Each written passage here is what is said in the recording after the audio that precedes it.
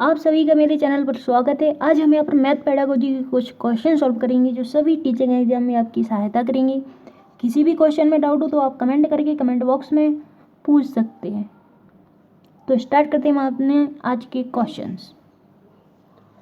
आज का जो हमारा फर्स्ट क्वेश्चन है वो रहा ये, चिंता बोध तर्क शक्ति विश्लेषण की क्षमता बढ़ाने वाला विषय है। कौन सा सब्जेक्ट है जो हमें चिंता, तर्क शक्ति और विश्लेषण जैसी क्षमताओं को क्या करता है, बढ़ाता है? तो कौन सा सब्जेक्ट है? भूगोल, गणित, सामाजिक विज्ञान या भाषा? क्या भूगोल से, क्या सामाजिक विज्ञान से, क्या भाषा से, क्या गणित से? जो इन सभी क्षमताओं को बढ़ाता है वो है गणित। चिंतन, बोध, तर्क शक्ति और विश्लेषण, इन सभी क्षमताओं को विकास किससे होता है? गणित से होता है, यानी option B is right answer. आगे बढ़ते हैं हम आज के अपने अगले क्वेश्चन पर। जेकब एल मोरेनो का संबंध किस विधि से है? जेकब एल मोरेनो का संबंध जो है प्रश्न उत्तर विधि, सूक्ष्म शिक्षण विधि, व्यक्ति अध्ययन विधि या समाजमिति विधि? तो इनका जो संबंध है, रिलेशन है, वो है किससे? समाजमिति विधि से, यानी option D is the right answer. आगे बढ़ते हैं अगले क्वेश्चन पर। गणित की सभी शाखाओं में प्राचीनतम कौन सी शाखा है? गणित की बहुत सारी शाखाएं हैं, जिनमें से प्राचीनतम शाखा कौन सी? रेखा गणित, सांख्यिकी, बीजगणित या अंक गणित? तो इनमें से जो प्राचीनतम शाखा है वो है हमारी कौन सी? अंक गणित, यानी option D is right answer. आगे बढ़ते हैं हम आज के अपने अगले क्वेश्चन पर। रेखा गणित में प्रायोगिक स्तर पर प्रयुक्त होने वाली शिक्षण विधि कौन सी है? रेखा गणित में प्रायोगिक स्तर पर प्रयुक्त होने वाली शिक्षण विधि कौन सी शिक्षण विधि है? तो देखिएगा, प्रदर्शन विधि, आगमन विधि, निगमन विधि या उपर्युक्त सभी? तो इनमें से जो रेखा गणित है इनमें प्रायोगिक स्तर पर जो विधि भी प्रयुक्त करते हैं वो कौन सी विधि कहलाती है? हमारी प्रदर्शन विधि, यानी option A is right answer. इसी के साथ आगे बढ़ते हैं हम आज के अपने अगले क्वेश्चन पर। गणित विषय की विशेषता है तर्कपूर्णता, परिणामों की निश्चितता, शुद्धता या फिर सभी? तो देखना है, जो गणित विषय है तर्कपूर्ण तो है ही है, इसकी प्रकृति ही कैसी है? तार्किक है। परिणामों की निश्चितता, इसमें जो भी परिणाम प्राप्त होगा उसकी एक निश्चितता रहेगी, और जो भी परिणाम प्राप्त होगा वो बिल्कुल एकदम शुद्ध प्राप्त होगा। तो ये सारे क्या होंगे? विषय की विशेषता होंगे। इसी के साथ option D is right answer. आगे बढ़ते हैं अपने आज के अगले क्वेश्चन पर। किसी वृत्त की परिधि तथा व्यास में संबंध स्थापित करना इनमें से कौन सी विधि सहायक होगी? यहाँ पर ये गलत टाइप है, विधि नहीं विधि। कौन सी विधि सहायक होगी? तो किसी वृत्त की परिधि तथा व्यास, एक सर्किल है, ठीक, परिधि क्या कहलाती है? ये पूरी क्या है? वृत्त की परिधि है। व्यास क्या है? कहीं भी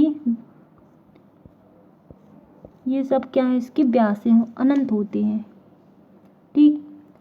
इसका संबंध स्थापित करना है तो इनमें कौन सी विधि सहायक हुई? संश्लेषण, प्रयोगात्मक, आगमन या प्रदर्शन? तो सारी विधियां पढ़ी होंगी, इनमें से कौन सी विधि वृत्त की परिधि और व्यास में संबंध स्थापित करने में जो सहायक होगी वो कौन सी होगी? प्रयोगात्मक विधि। कौन सी विधि? प्रयोगात्मक विधि, यानी option B is right answer. आगे बढ़ते हैं आज के अगले क्वेश्चन पर।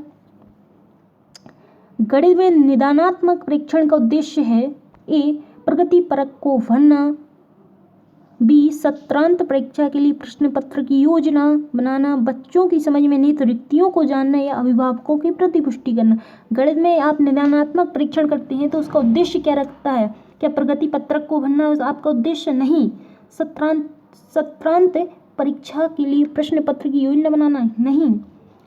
अभिभावकों को प्रतिपुष्टि देना क्या निदानात्मक परीक्षण का उद्देश्य है? ये भी नहीं। लेकिन बच्चों की समझ में निहित रिक्तियों को जानना, कि बच्चे को क्या समझ में नहीं आए उनके बारे में जब जानेंगे तभी उनका हम क्या कर सकते हैं? निदान कर सकते हैं, यानी option C is right answer. आगे बढ़ते हैं अगले क्वेश्चन पर। जियो बोर्ड किसके शिक्षण का एक प्रभावी साधन है? ए, आधारभूत ज्यामितीय अवधारणाएं जैसी किरणें, रेखाएं और कोण, ज्यामितीय आकृतियां और उनकी विशेषताएं, द्विविमीय और त्रिविमीय आकृतियों में अंतर या सममित की अवधारणा। तो जो जियो बोर्ड है वो ध्यान देना, इसके पहले जियोड के बारे में बहुत अच्छे से डिस्क्रिप्शन दिया था। ये केवल द्विविमीय आकृतियों के बारे में ही बताता है जियोड, ठीक है। ये जो लकड़ी का बना हुआ क्या होता है, एक स्थायी बोर्ड होता है। और option B is right answer. इसी के साथ आगे बढ़ते हैं अगले क्वेश्चन पर। बहुत अच्छा क्वेश्चन है ये। निम्नलिखित पैटर्न से क्या ज्ञात हो सकता है? 1 + 1 2, 2 + 2 4, 3 + 3 6, ... 10 + 10 20। बस इन्होंने यहाँ तक सीमित कर दिया। यदि ये क्वेश्चन को केवल यहीं तक सीमित ना करती, यहाँ से स्टार्ट किया और यहाँ तक क्या कर दिया, सीमित कर दिया, यानी केवल इतना, तो हमें इससे क्या पता चल रहा है, पहले 2 फिर 4 फिर 6 फिर 8 ऐसे ऐसे करके, यानी हमें क्या पता चला, गिनती पता चल रही। नहीं, सम और विषम, केवल ही सम ही मिल रही, तो विषम का तो कोई सवाल ही नहीं, यानी ऑप्शन बी भी नहीं होगा। अभाज्य संख्याएं, अब अभाज्य संख्याएं क्या कहलाती हैं? Prime number. प्राइम नंबर कौन सा नंबर कहलाता, बताया था। अब जैसे कि 2 हुआ, 3 हुआ, 7 हुआ, क्या हमें प्राइम नंबर प्राप्त हो रहे? नहीं हो रहे। ये क्या बन रहा है, 2 के पहाड़ी का निर्माण हो रहा है, यानी option C is right answer. आगे बढ़ते हैं अगले क्वेश्चन पे। एक विद्यार्थी गिलास में भरे हुए पानी को गिलास का आयतन बताता है। छात्र को स्पष्ट नहीं है। आयतन की अवधारणा, आयतन की माप, आयतन का सूत्र, आयतन की इकाई। अवधारणा तो पता है आयतन की, आयतन का माप भी पता है, आयतन का सूत्र पता नहीं है, हाँ सूत्र भी पता है, लेकिन उसे क्या पता नहीं है, आयतन की इकाई के बारे में उसे पता नहीं है, ठीक। तो अब आगे बढ़ते हैं हम अगले क्वेश्चन में, यानी option D is right answer. गणित के नियम एवं सिद्धांत में समावेश होता है। गणित के नियम और सिद्धांत में किसका समावेश होता है? वैधता, विश्वसनीयता, ए और बी दोनों, या फिर कल्पना का। तो ये इस क्वेश्चन का जो हमारा आंसर होगा वो होगा नियम और सिद्धांत। उसने क्या कहा है, नियम और सिद्धांत के बारे में कहा, तो इसमें किसका समावेश होता है? वैधता का समावेश होता है, यानी option A is right answer. Next question है, गणित की प्रकृति एवं तार्किक चिंतन में संबंध है कैसा? सामान्य, असामान्य, न्यूनतम, या फिर निकटतम। तो प्रकृति और तार्किकता में कैसा संबंध है? निकटतम का संबंध है। कैसा संबंध है? निकटतम का संबंध है, यानी option A is right answer. इसी के साथ आगे बढ़ते हैं अगले क्वेश्चन पर, जो आज का लास्ट क्वेश्चन है। गणित विषयों पर होने वाले अनुसंधानों में प्रमुख योगदान किसका होता है? कल्पना, तार्किक चिंतन, गणितीय मूल्य, गणितीय समस्याओं का। गणित विषयों में होने वाले अनुसंधानों में, किसमें? अनुसंधानों में प्रमुख योगदान किसका होता है? किसका होता है प्रमुख योगदान, ये हमें बताना है। तो ऑप्शन ए कल्पना, तार्किक चिंतन, गणितीय मूल्य, गणितीय समस्याओं का। तो इसमें जो प्रमुख चिंतन, पहली बात तो पता ही होना चाहिए, गणित की प्रकृति कैसी? तार्किक है, कल्पना हो नहीं सकता, गणितीय मूल्य हो नहीं सकता, गणितीय समस्याएं हो नहीं सकता, क्या किसका होता है?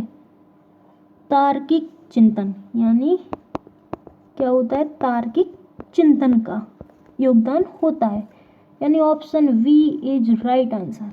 और इसी के साथ हमारे आज के क्वेश्चन यहाँ पर समाप्त होते हैं। मिलते हैं न्यू वीडियो में न्यू क्वेश्चन के साथ। जितने भी लोग नए जुड़े वो चैनल को सब्सक्राइब कर दें, लाइक शेयर अवश्य कर देना। किसी भी क्वेश्चन में डाउट हो तो कमेंट करके पूछ सकते हैं, या फिर टेलीग्राम पर जिस नाम से चैनल है उसी को सर्च करके आप वहाँ भी क्वेश्चन पूछ सकते हैं। धन्यवाद।